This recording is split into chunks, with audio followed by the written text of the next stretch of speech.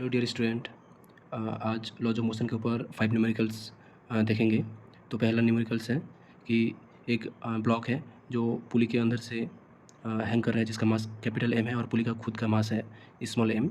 और ये जो पुली है ये एक क्लैम्प के द्वारा अटैच है। तो इस पुली के ऊपर इस क्लैम्प द्वारा कितना फोर्स क्रिएट कर रहा है वो फाइंड करना है। मतलब क्वेश्चन की है, क्वेश्चन है कि the force on the pulley, force on the pulley by the clamp कितना है वो फाइंड करना है। ठीक है, तो इसके लिए यहाँ पे क्या हो रहा है, जो ब्लॉक है इसका खुद का वेट है एक नीचे mg, जो इस वेट के लिए यहाँ पे एक टेंशन कम करेगा। ठीक है, tension always outwards to the body होता है टी। तो इस टी का वैल्यू कितना हो जाएगा, कैपिटल mg के बराबर हो जाएगा। ठीक है, और ये जो पुली है इसका खुद का मास कितना है, स्मॉल एम है। तो स्मॉल एम मास के लिए यहाँ पे नीचे एक वेट कम करेगा, कितना होगा, mg होगा। ठीक है, तो नीचे इस पुली से नीचे कितना टोटल फोर्स कितना हो रहा है, नीचे नीचे नेट फोर्स हो रहा है, एफ नेट इक्वल टू कितना हो रहा है, mg capital mg plus small mg, इतना नीचे आ रहा है। और यहाँ से टी तो इधर है ही। तो क्लैम्प के द्वारा इस पुली के ऊपर फोर्स कितना होगा, एफ प्राइम मान लो अगर एफ प्राइम, तो एफ प्राइम का वैल्यू कितना आ जाएगा, F prime equals to F net इसका होल स्क्वायर प्लस टी का square under root. Okay, so यहाँ से एफ प्राइम जो है निकल जाएगा कितना, under root G square M plus small M इसका स्क्वायर प्लस टी का वैल्यू कितना है, capital M square into G square. ठीक है, यहाँ से जी अगर बाहर निकल जाएगा तो एम प्लस एम इसका whole square plus capital M square F prime. ठीक है, ये हुआ आंसर। मतलब यहाँ पे जो पुली है और क्लैम्प के द्वारा पुली के ऊपर नेट फोर्स कितना है, एफ प्राइम इक्वल्स टू इतना आंसर आ जाएगा। ठीक है, और यहाँ पे सेकंड क्वेश्चन ये है कि एक हेमीस्फेरिकल है, इस हेमीस्फेरिकल का जो फ्रिक्शन ऑफ कोफिशिएंट है वो म्यू इक्वल टू 1/3 है। ठीक है, यहाँ पे एक मान की है जो कि इस पार्टिकल से अल्फा एंगल करके ऊपर जा रहा है। तो हम लोग को फाइंड करना है कि मैक्सिमम अल्फा का वैल्यू कितना होगा ताकि वो नीचे गिर ना जाए, मान की फॉल डाउन ना करे।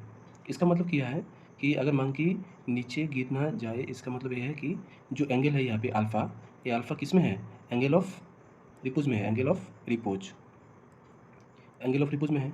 ठीक है, तो अल्फ़ा का वैल्यू कितना है वो फाइंड करना है। तो यहाँ पे क्या हो जाएगा कि एंगल ऑफ रिपोज किस क्या होता है, इसका वैल्यू होता है कि इसका जो टेंजन होता है, टेंजन वो किसके बराबर हो जाता है, जो इस हेमिस्फेरिकल सरफेस का जो फ्रिक्शन ऑफ कोफिशिएंट है उसके इक्वल हो जाता है। मतलब टेन अल्फ़ा इक्वल्स टू हो जाता है म्यू। ठीक है, तो अभी टेन अल्फ़ा इक्वल्स टू क्या हो जाएगा, 1/3 हो जाएगा। और अल्फ़ा का वैल्यू कितना होगा, टेन इनवर्स 1/3, इतना आंसर आएगा। और यहाँ से और एक भी होता है कि कॉट अल्फ़ा कितना हो जाएगा, कॉट अल्फ़ा इक्वल टू 3 हो जाएगा। और अल्फ़ा का वैल्यू कितना हो जाएगा, कॉट इनवर्स 3। दोनों ही आंसर सही है, ए भी सही है और ए भी सही है। थर्ड क्वेश्चन है कि एक स्मूथ सरफेस के ऊपर एक ब्लॉक है 4 kg, उसके ऊपर और एक ब्लॉक है 2 kg, दोनों के अंदर कोई स्लिपिंग नहीं हो रहा है। मतलब यहाँ पे कंडीशन है कि नो स्लिपिंग, मतलब दोनों एक साथ चल रहा है, दोनों एक साथ चल रहा है। इसका मतलब ये है कि 2 kg और 4 kg इन दोनों के अंदर एक फ्रिक्शनल फोर्स काम करेगा। मतलब यहाँ पे क्या है, फ्रिक्शन है। ठीक है, फ्रिक्शन है इसलिए तो दोनों के अंदर कोई स्लिपिंग नहीं हो रहा है, दोनों साथ में चल रहा है इधर एफ नेट से। तो क्वेश्चन ऐसा है, यहाँ पे फाइंड करना पड़ेगा कि यहाँ पे जो फ्रिक्शनल फोर्स है, फ्रिक्शनल फोर्स का वैल्यू कितना होगा। मतलब फ्रिक्शनल फोर्स कितना होगा इन दोनों के 2 kg और 4 kg के अंदर जो फ्रिक्शनल फोर्स है वो कितना होगा वो फाइंड करना पड़ेगा।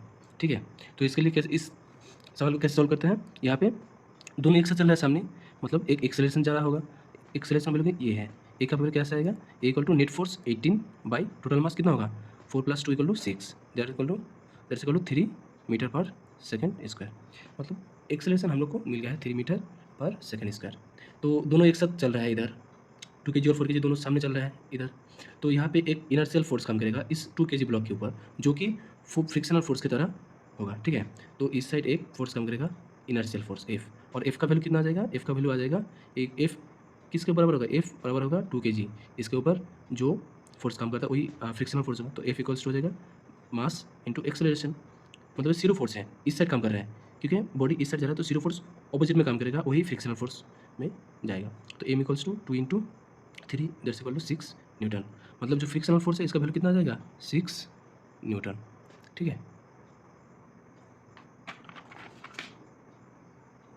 और आज का फोर्थ क्वेश्चन ये है कि एक डायनामोमीटर है और इसके बोथ साइड पे एक 6 kg मास है, ठीक है, और एक 4 kg मास है। 6 kg मास को 20 न्यूटन फोर्स से पुल किया जा रहा है और 4 kg मास को 10 न्यूटन फोर्स से पुल किया जा रहा है। तो यहाँ पे क्वेश्चन है कि यहाँ पे जो डायनामोमीटर है इसका रीडिंग क्या होगा, मतलब reading of dynamometer. Reading of dynamometer.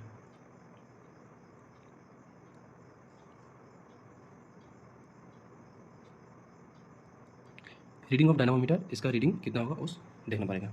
ठीक है। तो यहाँ पे पहले देखना पड़ेगा कि यहाँ पे एक्सेलरेशन कितना आ रहा है, ज़्यादा फोर्स किधर है 20 न्यूटन, 10 न्यूटन ज़्यादा, तो फोर्स नेट फोर्स जो है वो इस साइड ही लगेगा। मतलब यहाँ पे जो नेट फोर्स लेफ्ट साइड के लग रहा है ना, नेट फोर्स लेफ्ट साइड लग रहा है, तो इसका मतलब यहाँ पे फोर्स नेट फोर्स इधर कितना हो जाएगा, F net 20 minus 10 equal to 10 newton हो जाएगा। अभी नेट फोर्स इधर लगा है, मतलब जो सिस्टम है वो इधर मूव करेगा। ठीक है, इधर मूव करेगा, इसका मतलब यहाँ से एक्सेलरेशन एक्सेलरेशन से इधर मूव करेगा, तो ए का वैल्यू पहले फाइंड करना पड़ेगा। ए का वैल्यू कैसे आ जाएगा, A equals to net force 10 by total mass कितना है 6 + 4 दैट्स इक्वल टू 10, मतलब 1 मीटर पर सेकेंड स्क्वायर। मतलब ए equals to 1 metre per second square से कहाँ जा रहा है, लेफ्ट साइड में जा रहा है। ठीक है। अभी देखना पड़ेगा कि यहाँ पे जो फोर्स है डायनामोमीटर का जो फोर्स है, यहाँ पे जो रीडिंग है वो फाइंड करना पड़ेगा। वो कैसे फाइंड करेंगे हम लोग, मान लो कि सपोज यहाँ पे जो फोर्स है, ठीक है, यहाँ पे फोर्स कितना आ रहा है, एफ आ रहा है, मान लो कि एफ आ रहा है यहाँ पे, इसका रीडिंग मान लो कि यहाँ पे रीडिंग एफ आ रहा है, तो एफ इधर जाएगा ना, एफ कहाँ जाएगा, एफ का वैल्यू जो है इधर इधर जाएगा, इस साइड में एफ कम करेगा, है ना, क्योंकि नेट फोर्स इधर है। एफ अगर इधर जा रहा है तो ये दोनों को लेकर जा रहा है 10 न्यूटन फोर्स, और यहाँ पे जो जीरो फोर्स काम कर रहा है इस साइड, जो कि 4 इंटू ए है, इस साइड काम करेगा, इतना न्यूटन इस साइड काम करेगा। ठीक है, इन दोनों को कौन लेके जा रहा है, यहाँ का जो रीडिंग होगा फोर्स एफ ओ, उसका वैल्यू और इन दोनों का वैल्यू सेम होगा, तो एफ इक्वल्स टू क्या हो जाएगा, यहाँ पे टोटल फोर्स कितना है 10 न्यूटन प्लस, और यहाँ पे एक जीरो फोर्स काम करेगा, जीरो फोर्स कितना होगा 4 इंटू ए, 4 इंटू ए मतलब 4 इंटू 1 मतलब 4 न्यूटन। ठीक है, जीरो फोर्स इधर काम करेगा क्योंकि एक्सेलरेशन इधर हो रहा है, तो जीरो फोर्स ऑपोजिट साइड में काम करेगा, तो 4 और 10 दोनों को एक साथ लेके जाएगा, मतलब 14 न्यूटन। तो इस डायनामोमीटर का रीडिंग कितना होगा, इसका रीडिंग कितना हो जाएगा, इसका रीडिंग हो जाएगा 14 न्यूटन। ठीक है। हेलो स्टूडेंट्स, एक लास्ट क्वेश्चन यानी कि क्वेश्चन नंबर 5 है। यहाँ पे सवाल ये है कि एक ब्लॉक है, उसका मास एम है, और उस टाइम जब एक सिंगल फोर्स काम करता है एफ, तब उसका एक्सेलरेशन होता है ए। ठीक है। उस ब्लॉक को अगर 3 फोर्स काम करता है, एक दो फोर्स ऐसा है कि 90 डिग्री पे है, और एक फोर्स इस फोर्स से 135 डिग्री एंगल पे है। जब 3 फोर्स इस ब्लॉक के ऊपर काम करता है और फोर्स तीनों का मैग्नीट्यूड जो है सेम है एफ एफ एफ, तब एक्सेलरेशन, इस ब्लॉक का एक्सेलरेशन क्या होगा, मतलब एक्सेलरेशन क्या होगा वो निकालना है। ठीक है। तो यहाँ से सिंपली एफ का वैल्यू क्या आ जाएगा, F equals to M into A आ जाएगा। ठीक है। अब अगर यहाँ पे देखेंगे तीनों फोर्स का मैग्नीट्यूड सेम है और ये दोनों फोर्स 90 डिग्री पे है, मतलब यहाँ पे एक नेट फोर्स काम करेगा इस साइड पे, और इसका वैल्यू कितना आ जाएगा, इस साइड में आ जाएगा F root two, F root two आ जाएगा। ठीक है। कैसे होता है, यहाँ पे अगर एफ नेट देखेंगे, नेट फोर्स देखेंगे, F net equal to F square plus F square equals to F root two. ठीक है। अभी डायग्राम ऐसा हो जाएगा कि मास एम, इस साइड कितना फोर्स काम कर रहा है, एफ रूट टू, और इधर कितना काम कर रहा है, एफ काम कर रहा है, तो फिर से नेट फोर्स इधर ही जाएगा ना, और इसका नेट फोर्स कितना हो जाएगा, एफ रूट, ए ज़्यादा है ना, इससे ए ज़्यादा है, तो F root two minus F इतना हो जाएगा, मतलब एफ रूट टू माइनस 1, इतना फोर्स किस साइड जाएगा, नेट फोर्स इधर हो जाएगा। ठीक है।